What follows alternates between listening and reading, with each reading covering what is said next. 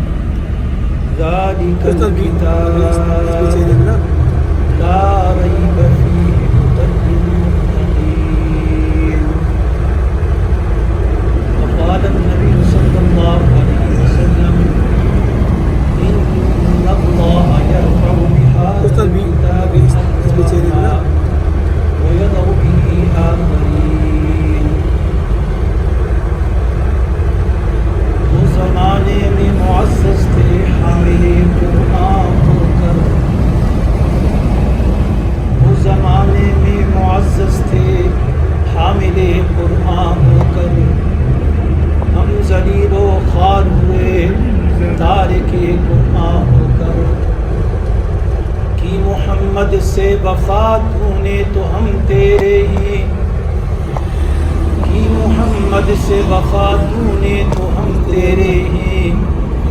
یہ جہاں چیز ہے کیا لوح قلم تیرے ہی. نہایتی قابل قدر علماء کرام، حفاظ الزام، بڑا حضرات، نہایتی قابل قدر بزرگوں، نوجوان ساتھیوں اور السلام علیکم ورحمۃ اللہ. آج مجھے یہاں آ کر بہت خوشی ہوئی ہے کہ آپ لوگوں سے میری یہاں ملاقات ہوئی.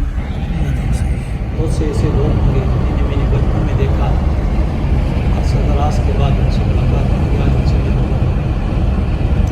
اس کا باعث ہمارے نہایت قابل قدر ہمارے تاج محمد مفتی صاحب یہ ذریعہ بنے. مجھے دعوت دی، کہا کہ آپ نے یہاں ختم قرآن کے موقع پہ ہونا ہے، ان سے میں نے کہا میں ضرور آؤں گا.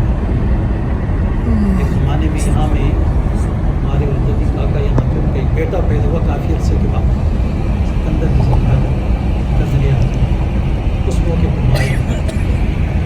اس کے بعد کافی عرصہ گزر گیا، میں یہاں پارٹی کے علاقے میں نہیں آیا. لیکن آج اپنی کام کی بات،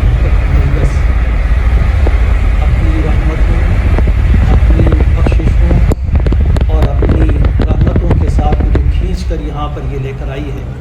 میں رب العالمین کا بہت ہی زیادہ مشکور ہوں کہ اس نے مجھے اس بابرکت مجلس میں، جہاں قاری صاحب نے قرآن سنایا اور علماء کرام کی بہت بڑی تعداد یہاں موجود ہے، ان کے سامنے اللہ رب العالمین کی دین کی چند باتیں آپ تک پہنچانے کی میں کوشش کرتا ہوں.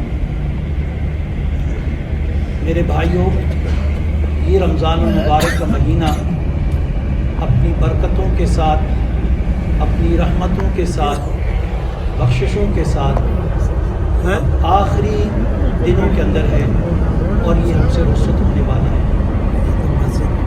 یاد رکھیں، فیصلے اختتام پر ہوا کرتے ہیں، فیصلے اختتام پر ہوا کرتے ہی. تو یہ ہمارے پاس ایک بہت بڑا موقع ہے، غنیمت ہے کہ ہم اپنی بخشش کروا دیں،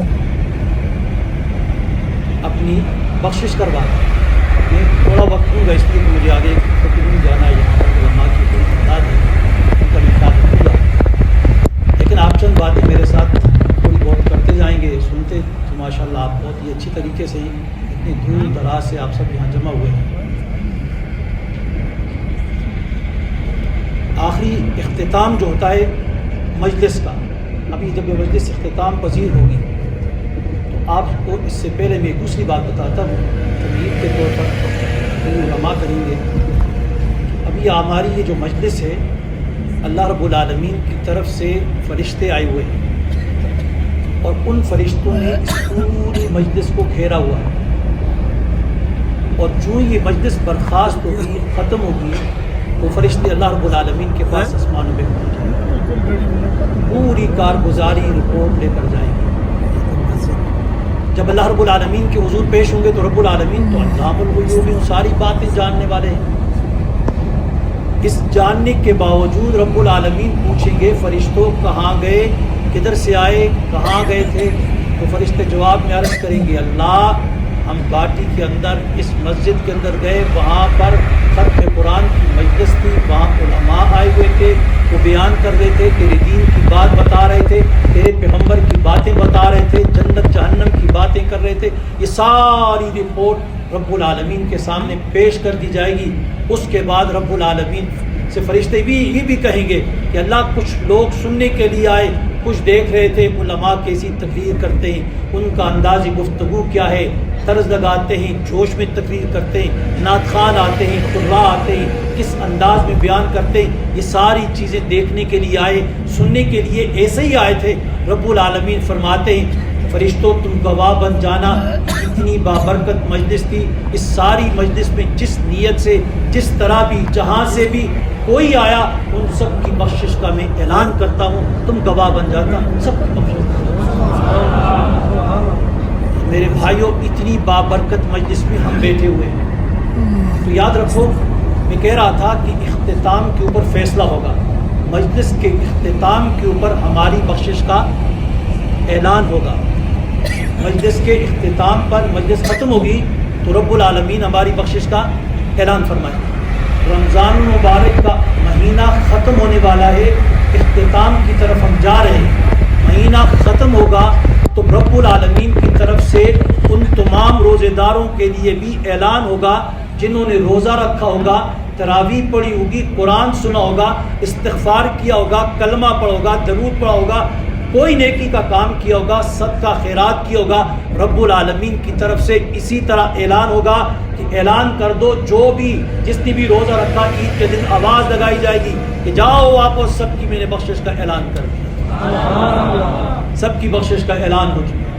تو پھر میرے بھائیوں جب اختتام کے اوپر یہ سارے فیصلے ہوتے ہیں تو جناب نبی کریم علیہ الصلوۃ والسلام کی ایک حدیث ہے، ایک دن جبرائیل علیہ السلام، کون؟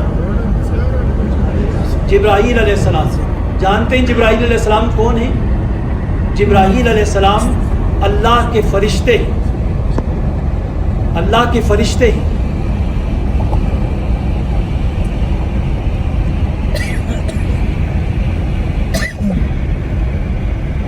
جبرائیل علیہ السلام اللہ کے فرشتے ہیں، اور کون فرشتے؟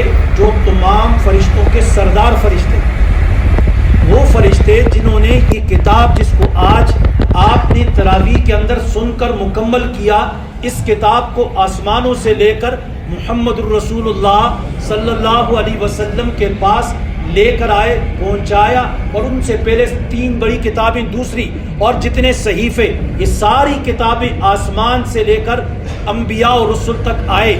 گویا انبیاء اکرام کے پاس اللہ رب العالمین کا پیغام لے کر آنے والے فرشتے کا نام حضرت جبرائیل علیہ السلام۔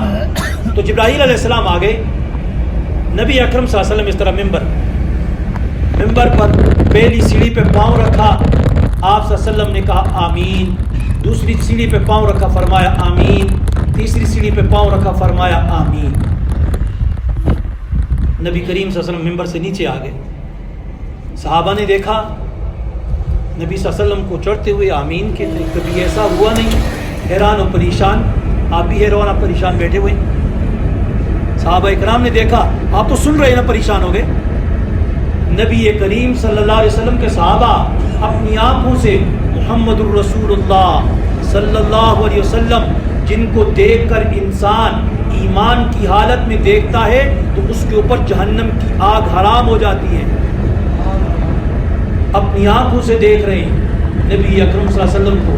اب جب دیکھا ایک سیڑھی پہ پاؤں, دوسری پہ پاؤں, تیسری پہ پاؤں, آمین آمین آمین. نیچے اترے, صحابہ نے پوچھا اللہ کے رسول آج تو آپ سیڑھیوں پہ چڑھ رہے تھے اور اس طرح تو کبھی آپ نے کیا نہیں, آمین آمین آمین کرتے گئے, یہ کیا؟ تو جناب نبی کریم علیہ السلام نے فرمایا صلی اللہ علیہ وسلم کے آپ کو پتہ ہے جب ایک آدمی ایک مرتبہ صلی اللہ علیہ وسلم کہتا ہے تو کتنی نیکیاں ملتی ہیں؟ 10 نیکیاں. کتنی نیکیاں؟ کتنے گناہ معاف؟ 10 درجے بلند. آپ کے اور میرے درود پڑھنے سے نبی صلی اللہ علیہ وسلم کی شان, عزت, مقام, مرتبے میں کوئی فرق آئے گا؟ کچھ بھی نہیں. ہم پڑھیں ساری کائنات پڑھنے لگ جائے کچھ بھی فرق نہیں آئے گا. کیوں؟ اس لیے کہ رب العالمین نے ان کو جو مقام دیا ہے اپنے بعد مقام ان کو عطا کر دیا. ہمارے درود سے ان کا نہیں بلکہ اللہ رب العالمین فرماتے ہیں ان اللہ وملائکتہ یصلون علی النبی یا ایھا الذین آمنوا صلوا علیہ. لیکن اب ہمارے درود کی ضرورت نہیں ہے.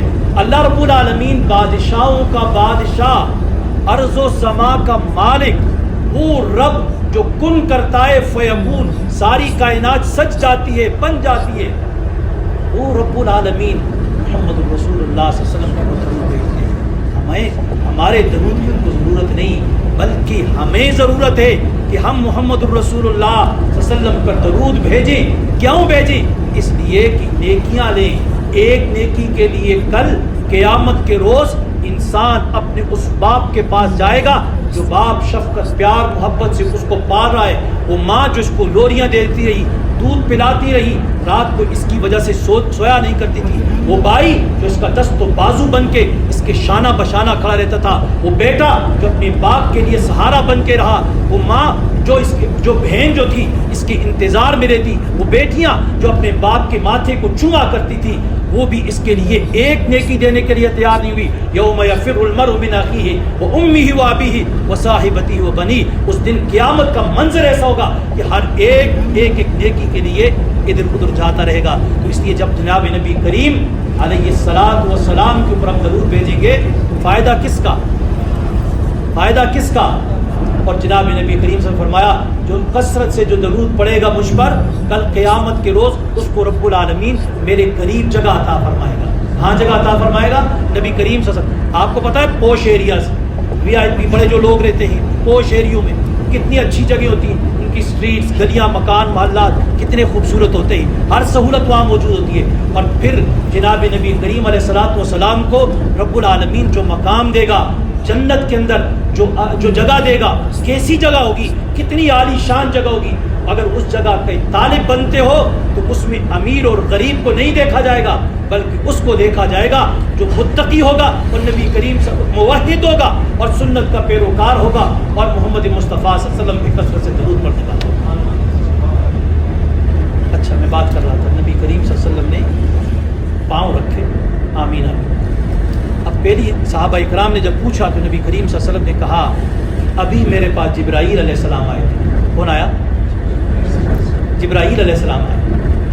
اور جبرائیل علیہ السلام نے مجھے کہا کہ ہلاک ہو جائے, تباہ ہو جائے وہ شخص. کون؟ وہ شخص جو رمضان کا مبارک مہینہ پائے اور اس کی بخشش نہ ہو. اس کی بخشش اب کتنے دن گزر گئے؟ 27 گزر گئے, 28ویں کی رات میں. اب 27 دن کے اندر بھی اگر ہماری بخشش نہ ہوئی تو کس نے بد دعا کی؟ جبرائیل علیہ السلام. آمین کس نے کی؟ محمد صلی اللہ. کون محمد؟ وہ محمد صلی اللہ جس کا مقام و مرتبہ رب العالمین کے بعد. کون محمد؟ وہ محمد صلی اللہ علیہ وسلم جو رحمت للعالمین بن کے آئے. رحمت للعالمین.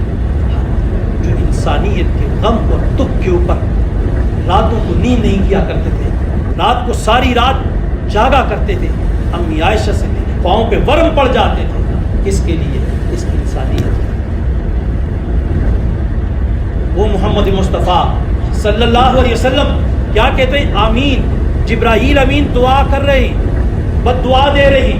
محمد رسول اللہ صلی اللہ علیہ وسلم آمین کہہ رہی، یعنی فرشتوں کا سردار بد دعا کر رہا ہے، اور پوری انسانیت اور پوری مخلوق کا سردار محمد رسول اللہ صلی اللہ علیہ وسلم اس کے اوپر آمین کر رہے ہیں. بتائیے کتنی بڑی بد دعا ہے. 2 منٹ کے لیے سوچو، اگر یہ دن بھی گزر گئے، ہماری بخشش نہ ہوئی تو پھر ہم کہاں؟ ہم تو ہلاک ہو گئے، تباہ ہو گئے. پتہ نہیں آئندہ سال کتنے یہاں بیٹھے ہوئے ہوں گے، ان کو یہ مبارک گھڑیاں ملیں گی، یہ مہینہ ملے گا، یہ ساعت ملے گی، یہ راتیں ملیں گی، یہ دن ملے گا. کتنا کریم رب ہے. خود جناب نبی کریم علیہ الصلوۃ والسلام نے شعبان کے آخری ایام میں خطبہ دیا، ایھا الناس، اے دنیا کے لوگوں سنو، قد اضلکم شہر عظیم، تمہارے اوپر ایک بہت عظیم الشان مہینہ آنے والا ہے. کیسا مہینہ ہے؟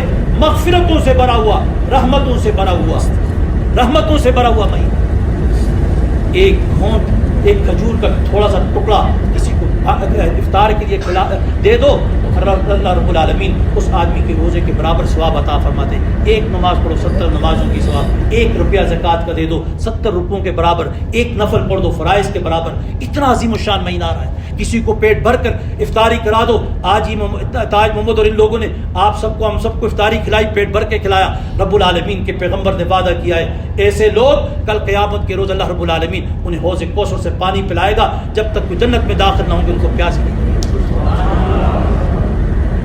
تو یہ برکتوں والا مہینہ جا رہا ہے، یہ مہینہ جا رہا ہے. اگر اس میں بھی بخشش نہ ہوئی تو یاد رکھنا ہلاکت ہے. تو اس لیے میرے بھائیوں، دن کم ہیں لیکن وقت کم ہے. آپ کے پاس دل ہے، آپ کے پاس زبان ہے، دماغ ہے. تھوڑی دیر کے لیے سوچیں اور اپنے گناہوں کی فائل، جو انسان ہر آدمی کو پتہ ہے، میں 16 سال کی جب بلوغت کی عمر میں آیا، میں نے کون سا گناہ کیا ہے. ایک ایک گناہ سے وہ واقف ہے. اپنے گریبان میں دیکھے، یہ تو میرے رب کا فضل ہوا اس کے اوپر کہ وہ ستار ہے، وہ ستار ہے. اس نے ہمارے گناہوں پہ پردے ڈالے ہوئے ہیں. اگر وہ پردوں کو ہٹا دے، یاد رکھو، نہ ہم گلی میں گھوم سکتے ہیں، نہ ہم بازار میں چل سکتے ہیں، نہ اپنے باپ کے سامنے آ سکتے ہیں، نہ بیوی کے سامنے آ سکتے ہیں، نہ بیٹے کے سامنے آ سکتے ہیں. یہ میرا رب کریم رب ہے، وہ ستار ہے. اس نے ہمارے گناہوں پہ پردے ڈالے ہوئے ہیں. اس لیے میرے بھائیوں، آج آخری راتیں ہیں.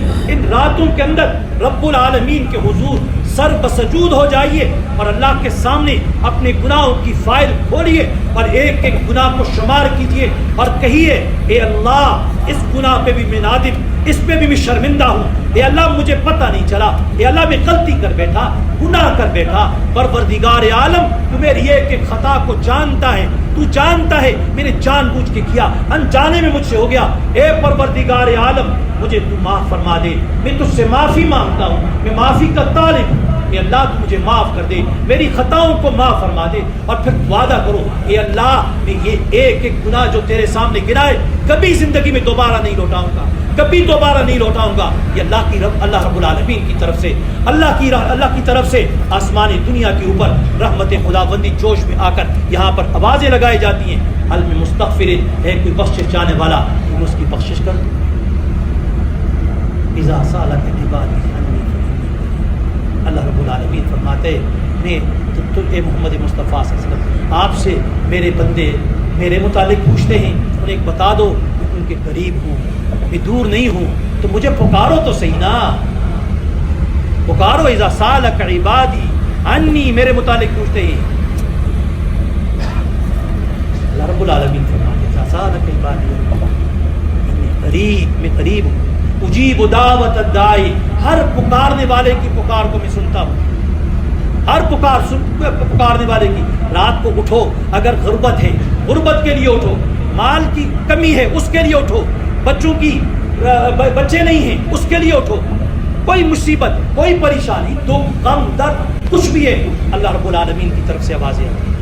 یا کسی اور کے پاس جا کر آپ ہاتھ پھیلائیں وہ تمہاری کیا مدد کرے گا؟ ساری چیزوں کا قبضہ اور قدرت طاقت کس کے پاس ہے؟ اللہ کے پاس ہے۔ ان اللہ علی کل شیء قدیر، ہر چیز کے اوپر قادر کون ہے؟ اس لیے اللہ سے مانگنی چاہیے۔ یہ آخری دن ہے، ان دنوں کے اندر خوب رب العالمین کے سامنے دعا کرو، مانگو، بخشش مانگو اپنی گناہوں کو بالکل، تاکہ رمضان کا دن جب ختم ہو، چاندنیاں نکل کے آئے، تو حدیث میں آتا ہے کہ جب رمضان گزر جاتا ہے رب العالمین اپنے ان بندوں کو جنہوں نے گناہ کیے ہوتے ہیں اس طرح بنا دیتا ہے، جس طرح نیو بورن بیبی، جس طرح بچہ ماں کے پیٹ سے نیا پیدا ہوتا ہے، اس کے ساتھ کوئی گناہ نہیں ہوتا، اس طرح ہوتا ہے۔ میرا رب اپنے گناہگار بندوں سے بہت زیادہ خوش ہوتا ہے، اتنا خوش ہوتا ہے، ٹائم کم ہے۔ حدیث میں آتا ہے کہ ایک شخص نے سواری کے اوپر کچھ سامان لادا، جنگل کی طرف گیا اور ایسے جگہ پہ پہنچا جہاں نہ کھانا نہ پینا، کوئی چیز بھی نہیں۔ سواری بھاگ گئی، اس کو لگی بھوک، لگی پیاس، اب یہ پریشان، کیا کروں؟ اب موت ہی ہے، سر اس طرح رکھا، کلمہ پڑھا، لیٹ گیا، آنکھ لگ گئی، سو گیا۔ جو ہی اٹھا تو دیکھتا ہے سامنے وہ سواری کھڑی ہے اس کے سامنے، اور سواری کھڑی ہے تو ایک دم رب العالمین سے مخاطب ہوتا ہے، کہتا ہے رب تو میرا بندہ، میں تیرا رب۔